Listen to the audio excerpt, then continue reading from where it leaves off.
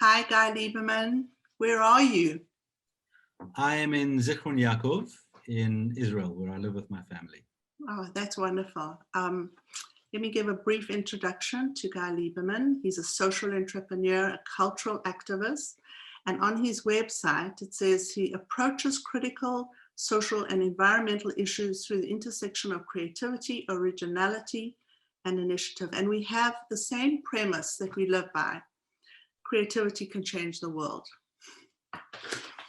Beautiful. So, Guy, tell me a little bit about you and your connections to the Dalai Lama and the journey and adventure you took and how you got to meet Mandela. Sure.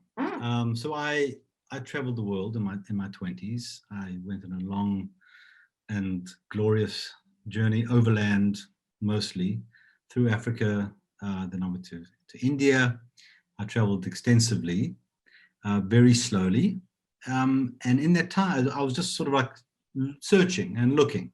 I had no timeline. I was working as I was going. I was a journeyer, adventurer. And I ended up in the Himalayas in the small town of Dharamsala, which is the capital of it's the Tibetan capital in exile and home of the Dalai Lama. Yes. And I started exploring Buddhism. And I started learning about the Tibetan situation, the Tibetan political situation. And I was very moved. I was, it was incredibly meaningful. It happened, I was in my early 20s, and it happened at a time where you're politically awake to injustice. It's a time of activism. And this is 1994. Mandela had just become president. Okay, it was a very exciting time in South Africa. And I had done my first introduction to Buddhism retreat. And they told us, it was a 10-day retreat, and they told us the next day, the Dalai Lama is going to be having an opportunity where you could just go in this long phalanx of visitors, a long column, and just shake his hand and greet him. A public audience, it's called. So I, joined the line and shook his hand and looked into his eyes, and I was very struck by this extraordinary presence, extraordinary person. And what came very strongly to me is he and Mandela are so woven from the same cloth. And I remember walking up through the forests in the Himalayas, quite moved and opened by this encounter, and thinking that he and Nelson Mandela, President Mandela, have to meet, and I'm going to try and make that happen. So I'm 23, okay, and I have no credentials, or I've been traveling for a few years, right?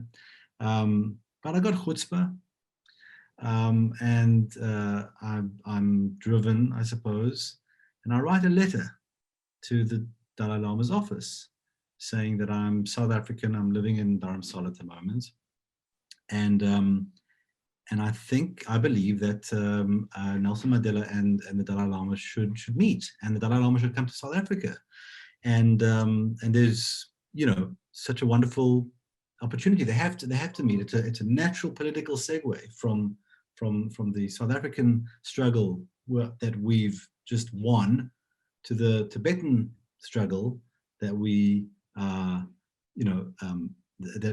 we're in the thick of. And wouldn't it be wonderful for them to meet?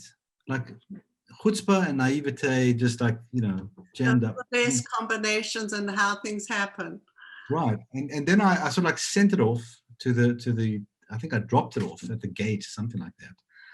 Went back up to my little hermitage. I was living in a little cabin high up in the forest, and continued with my life, spending time with friends, trying to meditate, getting sort of activated for the cause, learning about the Tibetan culture and ways, and having a good time while I was doing it. And on one occasion, I happened, a couple of weeks later, I happened to go to hear a Lama speaking at this retreat center where I was based near this retreat center. And I had left that retreat center as my return address, because where I was staying, there was no address. And I walked in there, and the secretary, a young monk, said, "Hey, Guy Lieberman," because they call me Guy Lieberman because Guy means cow in Hindi. So they just joined me. I'm always called Guy Lieberman by the Tibetans. There's a letter for you from the private office. Private office is the term for the Dalai Lama's office. And the letter's from the private secretary. And he says, "Sure, come down and let's have a chat. Let's talk." So I clean myself up and I go down to the office, and what begins is a conversation between the Dalai Lama's private secretary, who's the gatekeeper, and the man who is assigned to check out who it is that wants to do anything with the Dalai Lama. He himself, the private secretary, is this wise elder. He's not a monk. He's a civilian. But we developed this friendship. It began with him sort of instructing me to go off on these missions. The first one was go and Sir Lawrence van der Post had invited the Dalai Lama some time before. Go and find him. Go see if you can make contact with Sir Lawrence van der Post and collaborate with him to bring the Dalai Lama to South Africa. So I went, and now this is 94, so 94, 95. So there was no internet and things like that. So I had to, I called some people, and Sir Lawrence van der Post had actually died. Yes. So I came back to the office. Yes. And I said, well, he's passed on. And so then he sent me to go and meet somebody else in the Tibetan administration who was dealing with Africa Desk. And it was sort of like this Asian sort of process where they would send you out on these tasks and you'd come back and they'd send you again. This went on for several months, wow. Right? Where I kept coming back and saying, this is what's happened. And eventually he said, okay, fine. What's your plan? And I explained that I wanted to go back to South Africa and become very active for the Tibetan political freedom struggle. And I wanted to set up some sort of foundation where he could, where the Tibetans could have a seat and a base, and I could become active for the struggle, and that we would, have His Holiness the Dalai Lama come to South Africa and hopefully meet with Mandela. Interesting. Really like moonshot kind of stuff. And Tenzin Geshe-la, the private secretary, said, okay, fine. I'm going to arrange an audience with His Holiness, and you'll tell him everything you just told me, and then invite him to South Africa yourself. And so there was a very extraordinary opportunity and quite surprising. And a few weeks before my 24th birthday, I had this audience with the Dalai Lama. It was, they said, you've got 15 minutes, so move quickly.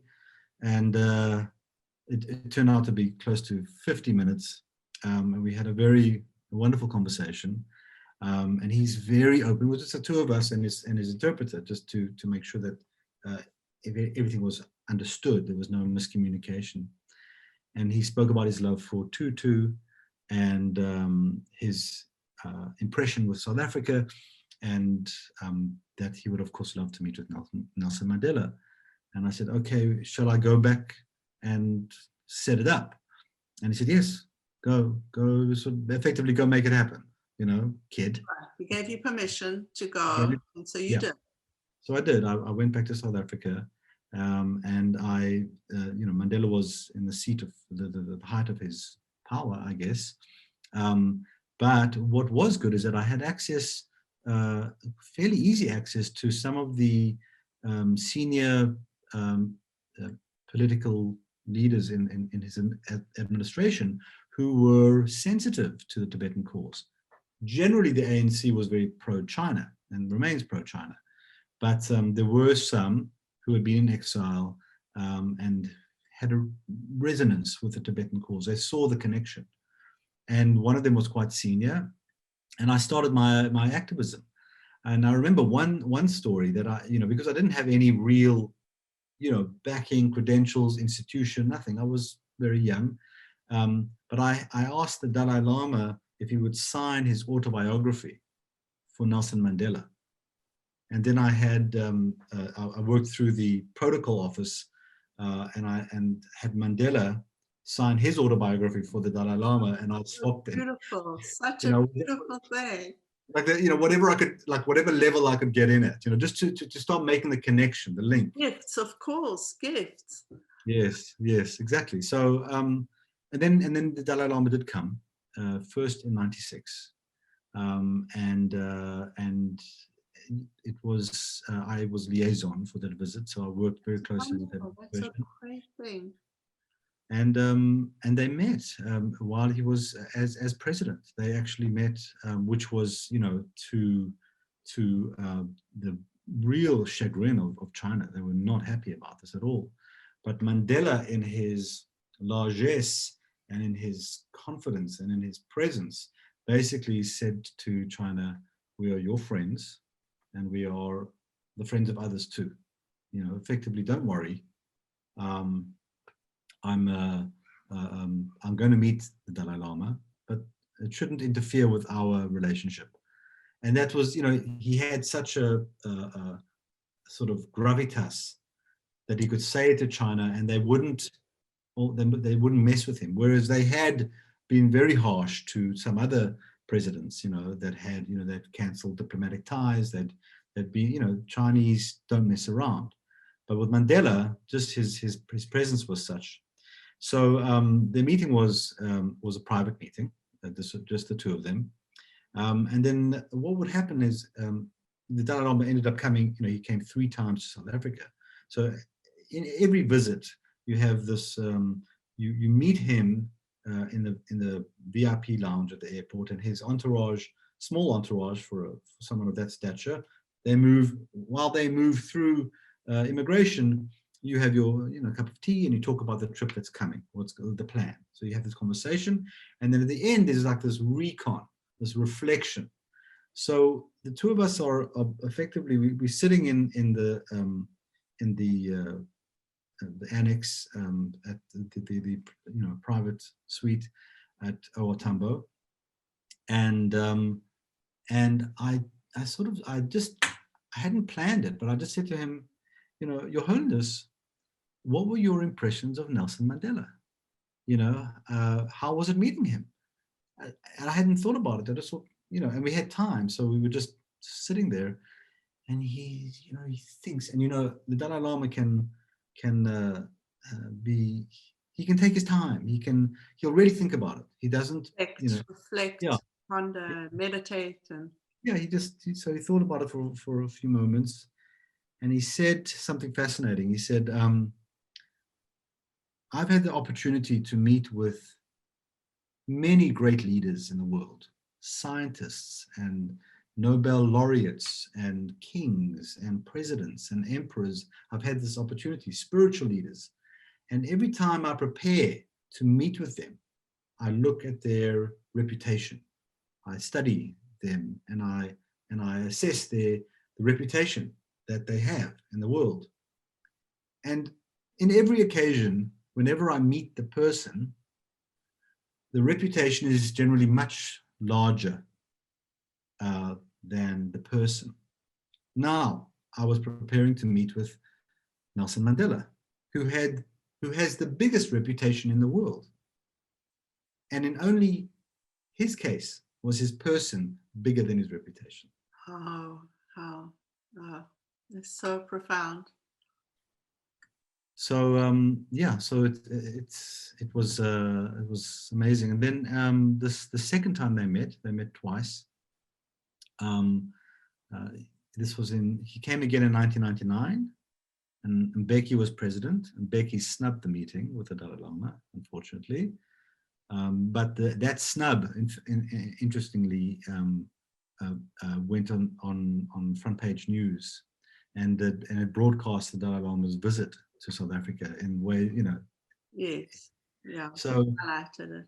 yeah, so it's like lighting this, it shone up a spotlight on this thing. But then the third time he came was in 2004, and there they met again, but there hadn't been a plan, and we were at CEDA, Taddy Bletcher's university, and Richard Branson was there, and the Dalai Lama was speaking to, he loves young people. So it was the first time that he and Branson had met, and he was speaking to these young children, and I get a call through Taddy Bletcher, and I get a call that Nelson Mandela would like to meet with the Dalai Lama. Can they meet spontaneously? So it's Friday afternoon, the schedule is over, and we went to the Nelson Mandela Foundation. Now, of course, he's retired. Right. And there we had this, they went into the office together like normal, just the two of them, and had this conversation. And then we waited in the room outside. And then they come out, and we have the photograph. And what happens is the Dalai Lama's entourage moves out, right? The security moves out to prepare the motorcade to head back to the hotel. And I approach Mandela, and I shake his hand, and I say, "Thank you so much for this time, and it's just wonderful to meet you." And I step back, and I turn to go, and I see that the room is empty, but for the Dalai Lama, who stood back. And I realized that I'm standing in the room with just Mandela and the Dalai Lama, and I sort of like step back. I'm in the presence of the two of them, and they're just looking at each other, just smiling at each other. And I think to myself, I don't know why I had the prescience to even have this thought, but I think to myself, this is probably the last time these two will meet in this life. And immediately the Dalai Lama puts up his hand and goes, "See you again. I'll see you again." And then he takes my hand, and out we go. So Meetings with remarkable men. This is a moment in history for you, huh? Time stood still. Exactly. It was just the presence of these two in the same room, just gazing upon each other for a couple moments before they left. And neither of them, in a similar way, neither of them are rushed by the entourages or the next schedule. They were both very present, really present, And the Dalai Lama saw Mandela as a father figure. I mean, there was an age difference, and then of course he looked up to him, and he saw what he had been through, and he recognized the spiritual maturity of who Mandela was. And the struggle to bring South Africa to where what he did. So incredibly skillful, So he certainly saw, he followed him. He regarded him as a father figure or as a teacher. Guy, what an incredible story. Very, very moving. I felt like crying a few times. Just, I love the chutzpah. I love the fact that you did this and that it came to you and you were guided to do it and you did it. And that it was meaningful for them too. So meaningful to have that meeting. Yes. And interestingly, the battle,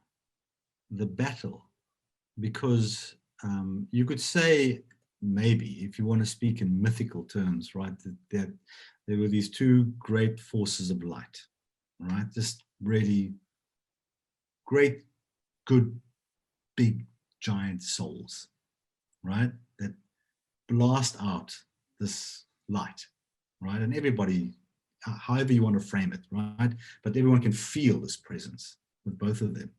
So the shadow that comes off of that is a deep shadow. And in this case, the shadow was a very aggressive China that didn't want this to happen, that never wanted this to happen, and threatened the South Africans. And I was threatened several times by the Chinese.